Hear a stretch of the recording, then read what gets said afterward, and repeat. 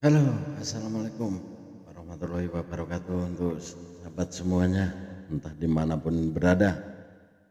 Sebelumnya, salam santun, salam seduluran, serta salam cinta damai.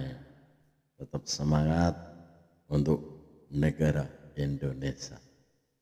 Oke guys, hari ini saya akan memperlihatkan penjelasan Abang Andi Aswan tentang pihak KPU menyerahkan fotokopi ijazah Pak Jokowi yang asli. Oke. Dan sebelum kita lanjutkan ke videonya, mari kita dukung bareng-bareng dengan cara like, komen, dan subscribe. Karena like, komen, dan subscribe gratis supaya bisa mendapatkan notifikasi-notifikasi yang terbaru dan yang menarik. Oke, kita lanjut aja ke video selanjutnya. Cekedot.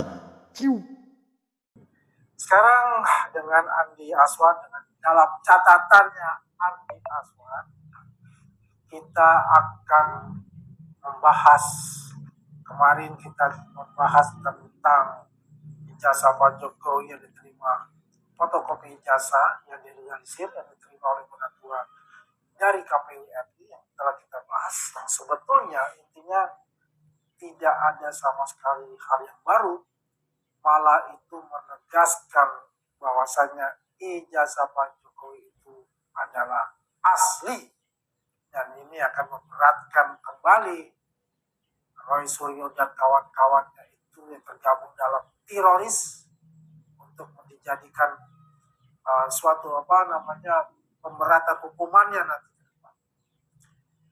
Untuk kali ini guys, kita coba melihat suatu gerakan baru yang dipelopori oleh Said Didu dan kawan-kawan yang merupakan juga adalah haters yang Pak Jokowi, yang sekarang mereka ini berkumpul yaitu di Gedung Juang 45 ingin mendeklarasikan gerakan kedaulatan rakyat. Menurut mereka adalah bagaimana merampas ya, quote unquote, semua hal-hal yang berhubungan dengan pemilikan oleh rakyat. Dan ini menurut saya tidak jelas arahnya mau kemana, apakah ini dari katakanlah semacam awal dari proses menuju makar, atau ingin mengacaukan pemerintahan yang dilakukan sekarang, pemerintahan Prabowo atau Mas Gibran, pemerintahan Prabowo dan Mas Gibran. Baik, hari ini mereka berkumpul semua di situ. Kita lihat itu ada Pak Ugo Seno ya, dan beberapa juga tokoh-tokoh itu saya lihat ya, ada Edi Mulyadi ya. Rata-rata mereka ini bagaimana memanfaatkan ya momentum ataupun situasi yang mungkin Indonesia tidak baik-baik saja. Seperti kita ketahui beberapa hari yang lalu ada utusan dari mereka ya, kalau kita bilang adalah oposisi, tapi dalam konteks ini adalah tokoh-tokoh yang kritis kepada pemerintah, diterima oleh Presiden kita Pak Prabowo Subianto di Kertanegara kalau tidak salah ya, dan di sana berdiskusi banyak ya mengenai Indonesia dari ekonomi, politik, dan juga mengenai korupsi yang ada di kita ini. Mungkin ini adalah suatu vitamin buat mereka, bahwasanya mereka mengatakan pendapat mereka diterima oleh presiden, dan menurut saya hal itu hal yang wajar, karena biar bagaimanapun presiden itu harus mendengarkan semua aspirasi ataupun juga masukan-masukan dari orang yang pro dengan presiden ataupun juga orang yang oposisi terhadap presiden. Karena biar bagaimanapun juga dibutuhkan suatu kritikan kepada semua pemerintahan yang ada itu agar dapat berjalan sesuai dengan tracknya dan tidak menyimpang yang nanti akan merusak tatanan bernegara dan juga akan menimbulkan perpecahan pada akhirnya nanti. Teman-teman, banyak sekali kita lihat dalam minggu-minggu yang lalu mengenai persoalan-persoalan bangsa. Dan kita tahu juga langkah-langkah yang dilakukan oleh orang-orang yang memang pada dasarnya itu adalah kalau mereka mengatakan mungkin mereka kritis, tapi kalau kita melihat bahwa mereka itu adalah haters buat kalau pandangan dari saya, karena selalu dikait-kaitkan dengan Presiden ke-7, selalu dikait-kaitkan dengan Wapres Mas Gibran itu sendiri. Kalau kita lihat lagi ke depan, apa sih agenda mereka itu sebetulnya? Saya baru mendapatkan suatu kabar dan juga potongan video mengenai apa yang telah dilakukan oleh para haters ini. Ya, saya katakanlah teroris dan kawan-kawannya.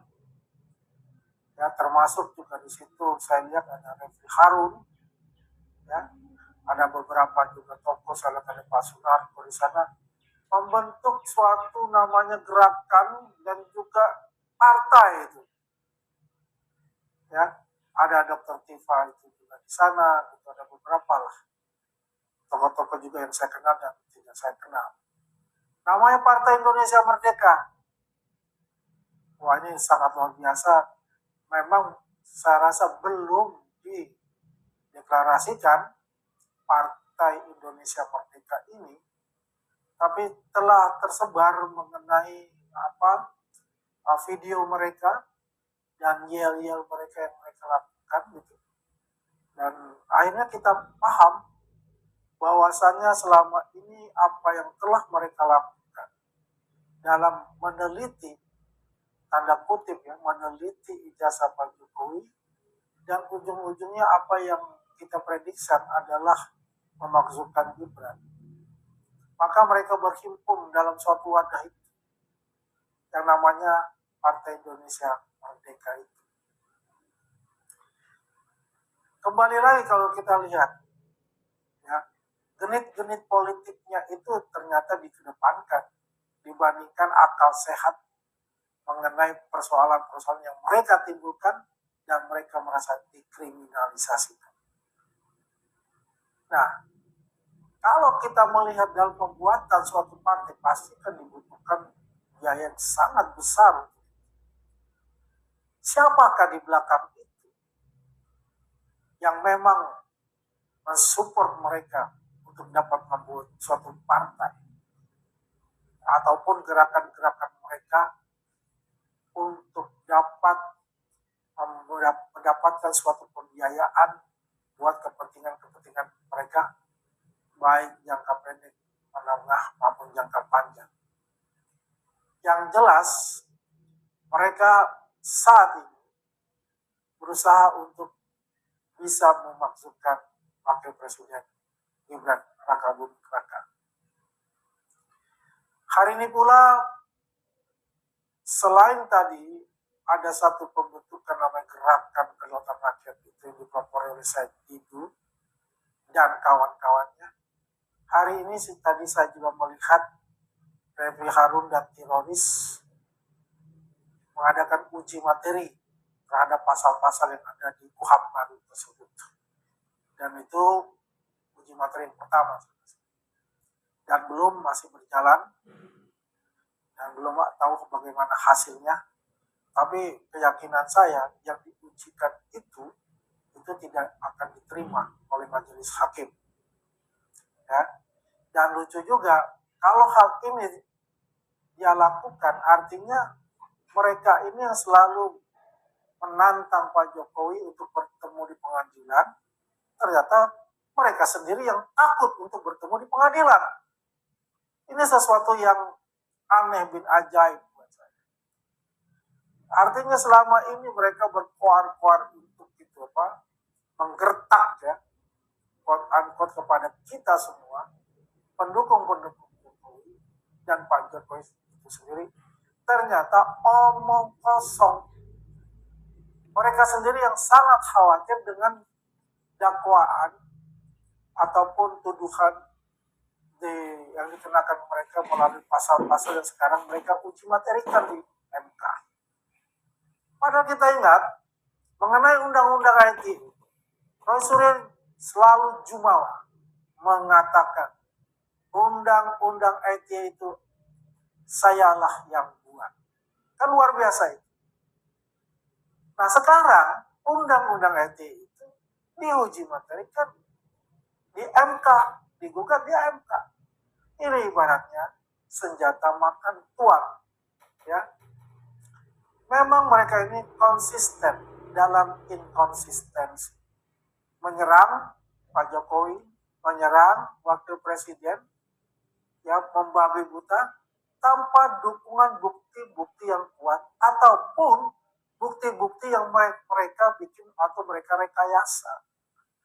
Dengan utamanya adalah bagaimana publik ya yang melihat podcast mereka, yang melihat perdebatan-perdebatan yang ada di televisi itu dapat terpengaruh dan mengikuti alur pikiran mereka yang sesat.